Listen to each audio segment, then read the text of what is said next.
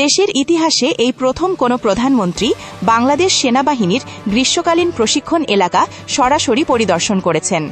আজ মঙ্গলবার ৭ জুলাই ২০২৬ সকাল ৯:২০ প্রধানমন্ত্রী তারেক রহমান মানিকগঞ্জের সিংগাইর উপজেলায় বাংলাদেশ সেনাবাহিনীর ৯ পদাতিক ডিভিশনের অধীন ৮ বীরের গ্রীষ্মকালীন প্রশিক্ষণ এলাকায় আকস্মিকভাবে উপস্থিত হন। পরিদর্শনকালে তিনি বিস্তীর্ণ প্রশিক্ষণ এলাকা পায়ে হেঁটে ঘুরে দেখেন। এ সময় দায়িত্বপ্রাপ্ত জেনারেল অফিসার কমান্ডিং জিওসি এবং ইউনিটের কমান্ডিং অফিসারের সিওর কাছ থেকে প্রশিক্ষণ কার্যক্রম ও কৌশলগত প্রস্তুতি সম্পর্কে বিস্তারিত ব্রিফিং নেন। প্রধানমন্ত্রী ফার্ম বেসের বিভিন্ন অংশ পরিদর্শন করেন।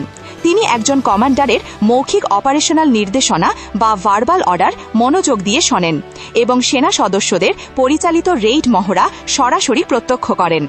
এ সময় যুদ্ধক্ষেত্রে সেনা সদস্যদের অবস্থান, রণকৌশল, সমরাস্ত্রের ব্যবহার এবং বাস্তবধর্মী প্রশিক্ষণের বিভিন্ন দিক পর্যবেক্ষণ করেন তিনি।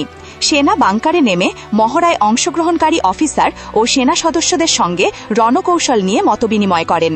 পাশাপাশি গাছের পাতার আড়ালে ছদ্মবেশে অবস্থানরত সেনা সদস্যদের কাছেও গিয়ে তাদের খোঁজখবর নেন এবং দায়িত্ব পালনে উৎসাহ দেন। এক পর্যায়ে প্রধানমন্ত্রী মহড়ায় অংশগ্রহণকারী সেনা সদস্যদের জন্য প্রস্তুত করা খাবার গ্রহণ করেন এবং তাদের সঙ্গে চা পান করেন। পরে সেনা সদস্যদের উদ্দেশ্যে দিক নির্দেশনামূলক বক্তব্যে প্রধানমন্ত্রী তারেক রহমান বলেন, দেশের জনগণ বাংলাদেশ সেনাবাহিনীর ওপর গভীর আস্থা রাখে। জাতীয় সংকট মোকাবিলা এবং আইন শৃঙ্খলা রক্ষায় সেনাবাহিনীর গৌরবময় ভূমিকার প্রশংসা করে তিনি পেশাদার প্রশিক্ষণ, শৃঙ্খলা এবং সর্বোচ্চ প্রস্তুতি বজায় রাখার ওপর গুরুত্বারোপ করেন। একই সঙ্গে বাংলাদেশ সেনাবাহিনীর উত্তরোত্তর সাফল্য কামনা করেন।